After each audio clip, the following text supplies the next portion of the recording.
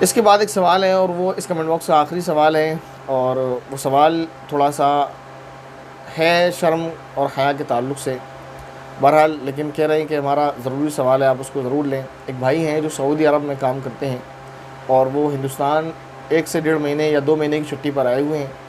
وہ یہ کہہ رہے ہیں کہ 26 تاریخ کو یعنی جولائی میں میرا نکاح ہو چکا ہے، اور میں 2 مہینے کی چھٹی پر آیا ہوں، اور ابھی میری شادی کو 2 دن ہوئے ہیں۔ اچھا، کل ہی سوال کیا ہے شاید انہوں نے۔ تو یہ کہہ رہے ہیں کہ پھر مجھے ایک بزرگ نے بتایا کہ محرم میں ہم مستری کرنا ناجائز ہے، تو کیا محرم الحرام کی 1 تاریخ سے 10 تاریخ تک، اب ان کے سوالات ہیں، یا پورے محرم میں یہ عمل ناجائز ہے؟ پلیز اس کی وضاحت فرمائیں، میں بہت پریشان ہوں۔ کسی نے ان بھائی سے جو بیچارے اتنی محنت کر کے اور اتنی قربانیاں دے کر اپنے گھر بار کو چھوڑ کر سعودی عرب میں رہ رہے تھے، پھر وہاں سے آئے ہیں، اور وہ بھی صرف 1.5-2 مہینے کے لیے گھر پر آئے ہوئے ہیں۔ ان کا نکاح ہوا ہے۔ سب سے پہلے تو نکاح کی بہت بہت مبارکباد۔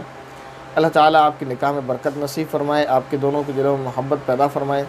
اب سوال ان کو جو ہوا ہے، کسی نے کہہ دیا ہے اور ان کو ٹینشن ہو گئی، اور ٹینشن والی بات بھی ہے۔ ابھی وہ آئے بیچارے 1 مہینے کے لیے ہیں، جیسے انہوں نے لکھا ہے اس کے حساب سے وہ محرم کے بعد شاید چلے جائیں گے، اور محرم کے تعلق سے کسی بزرگ نے یہ کہہ دیا کہ محرم میں ہم مستری ناجائز ہے۔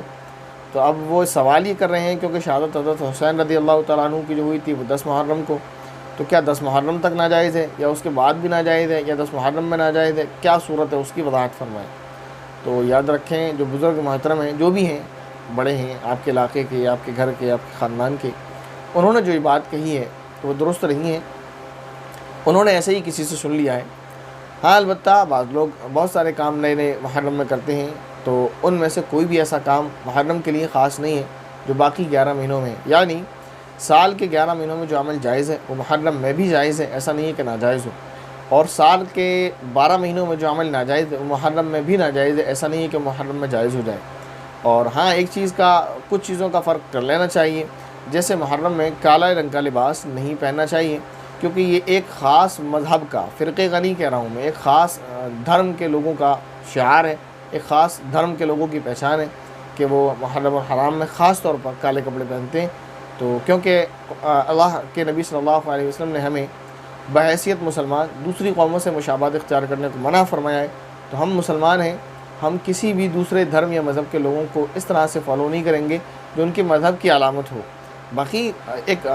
ہم ہندوستان میں رہتے ہیں یا کہیں بھی، پوری دنیا میں کہیں بھی رہتے ہیں، تو جو چیز کامن ہے بحیثیت انسان ہونے کے ایک دوسرے کی، وہ تو ہم کاپی کر سکتے ہیں، لیکن جو بحیثیت دھرم یا مذہب کے اس کو ہم نہیں کاپی کر سکتے۔ تو محرم الحرام کے مہینے میں ایک دنیا میں ایک مذہب ایسا ہے، ایک دھرم ایسا ہے، یاد رکھیں، لوگ اس کو اسلامی فرقہ سمجھتے ہیں، میں بار بار کہہ رہا ہوں، وہ ایک الگ مذہب، الگ دھرم ہے، وہ اسلامی فرقہ نہیں ہے۔ جیسے اسلامی گٹ الگ الگ ہیں، جیسے آپ جانتے ہیں دیوبندی، بریلوی، اہل حدیث وغیرہ، ایسا نہیں ہے، وہ ایک الگ مذہب ہے، الگ دین ہے، تو ان کا اسلام سے کوئی تعلق نہیں ہے۔ جیسے اپنے آپ کو ایک جماعت اور ہے جو اپنے آپ کو احمدی مسلم کہتی ہے، جس کا اسلام سے کوئی تعلق نہیں ہے، اور یہ بات سارے ہی مسلمان جانتے ہیں، تو وہ کوئی احمدی مسلم، کوئی اسلامی فرقہ نہیں ہے، وہ ایک الگ مذہب ہے، الگ دین ہے، الگ دھرم ہے۔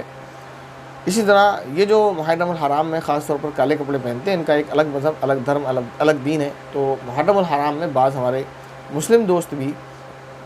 یا تو معاشرے کی وجہ سے، کیونکہ رہن سہن ایک ساتھ ہے، یا صرف دوستی کی بنا پر، یا لا علمی کی بنا پر جو ہے کالے کپڑے پہنتے ہیں، تو ایسا نہیں کرنا چاہیے۔ یہ ایک ان کے خاص مذہب کی پہچان ہے، جیسے کہ ایک مذہب کی پہچان ہے زعفرانی رنگ کے کپڑے پہننا، اور نبی کریم صلی اللہ علیہ وسلم نے اس سے منع فرمایا ہے کہ اس طرح کے کپڑے پہنے جائیں۔